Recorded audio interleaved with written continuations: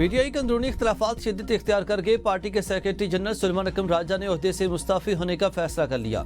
ज़राए के मुताबिक अलीमा खान और सुलेमान अकरम राजा के दरमियान पीटीआई व्हाट्सएप ग्रुप में तल्ख कलामी हुई। अलीमा खान ने सवाल उठाया कि बानी पीटीआई के बाइकाट के ऐलान के बावजूद अली बुखारी को इनके पास क्यों भेजा गया। इस बात पर दोनों में सख्त जुम्लों का तबादला हुआ। सियासी कशीदगी के बाद सुलेमान अकरम राजा ने ऐलान किया कि वो बानी पीटीआई से मुलाकात के बाद ओहदा छोड़ देंगे, ताहम बतौर वकील वो बिला मुआवजा खिदमात जारी रखेंगे। उन्होंने कहा कि उसूलों से इन्हिराफ और दियानत पर समझौता कबूल नहीं। मैं कोई रिवायती सियासतदान या जागीरदार नहीं। सुलेमान अकरम राजा ने कहा कि पार्टी के अंदर और बाहर के हमले बर्दाश्त किए और जाती वकालत को पसे पुश डालकर मुआशी मुश्किलात कबूल की। सुलेमान अकरम राजा ने कहा, पहले भी अली बुखारी के जरिए ओहदे से सबकदोशी की दरख्वास्त दी थी, मगर बानी पीटीआई ने इसे मंजूर नहीं किया।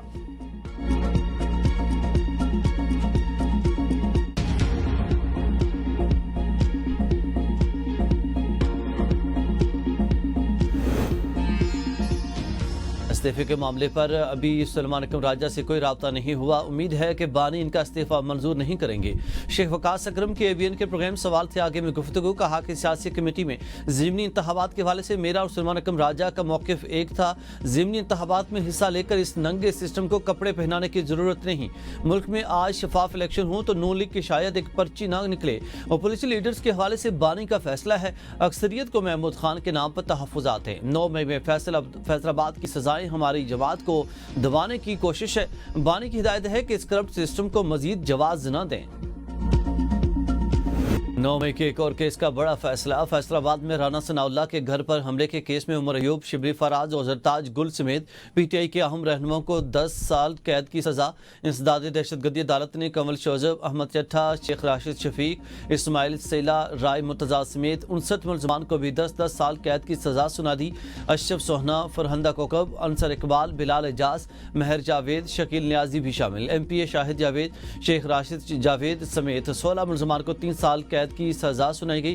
फवाद चौधरी और जैन कुरैशी समेत 34 मुलजमान को बरी कर दिया गया। थाना समनाबाद में दर्ज मुकदमे में 109 में से 75 मुलजमान को सजाएं दी गई हैं। मुलजमान की गैर मौजूदगी में सजा सुनाई गई।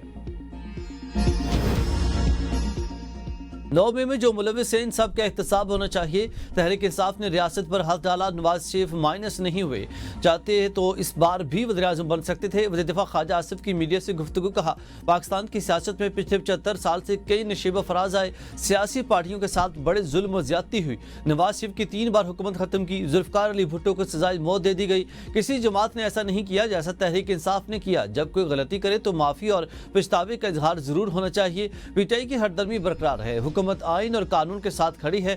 अगर हम कारकर्दगी दिखाते हैं तो किसी दूसरे की वापसी का रास्ता मुकम्मल खत्म हो सकता है। NFC वार्ड में किसी भी तब्दीली पर पीपल्स पार्टी से मुशावरत होगी। वसाइल की तकसीम के तरीक़ेकार को हमें बदलना पड़ेगा।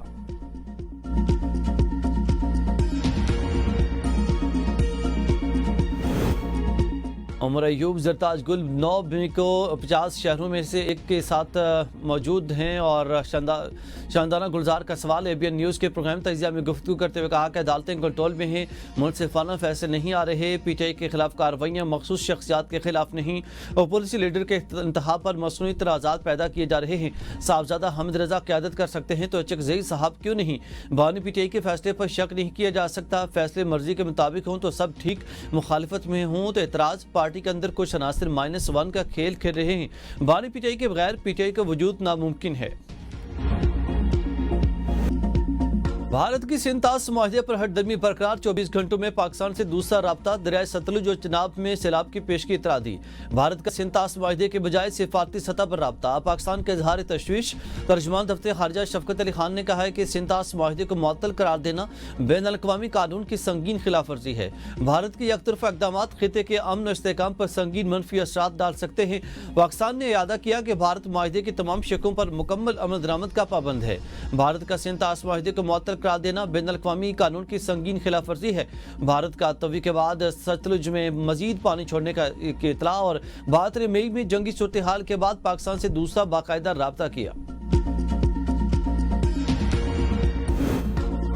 पीटीआई रहनुमा हमाद अजहर का NA-129 से इलेक्शन न लड़ने का बाकायदा ऐलान। इलेक्शन से दस्तबरदार होते हुए अपनी जगह अपने कज़न चौधरी अरसलान जहीर को टिकट देने का ऐलान कर दिया। हमाद अजहर का कहना है कि मेरे लिए इंतखाबी मुहिम में हिस्सा लेना मुमकिन नहीं, निश्चित जीत का हल्फ लेना भी मुमकिन ना होगा।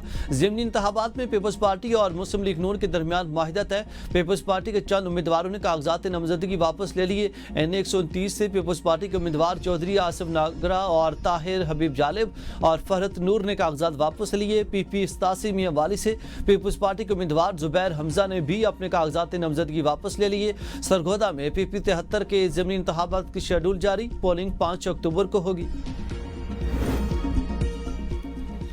बानी पीटीआई ने वज़ीर आला पंजाब पर मुकदमे के लिए CPO को दरख्वास्त दे दी। दरख्वास्त में सुप्रीडेंट अडियाला जेल समेत 8 अफराद के नाम शामिल। दरख्वास्त में कहा गया है कि बानी पीटीआई को वज़ीर आला पंजाब की इमाम पर जेल में कैदी के हुकूक तक नहीं दिए जा रहे, इनकी सेल में रोशनी तक नहीं, अहले खाना को मुलाकात की इजाज़त नहीं दी जाती।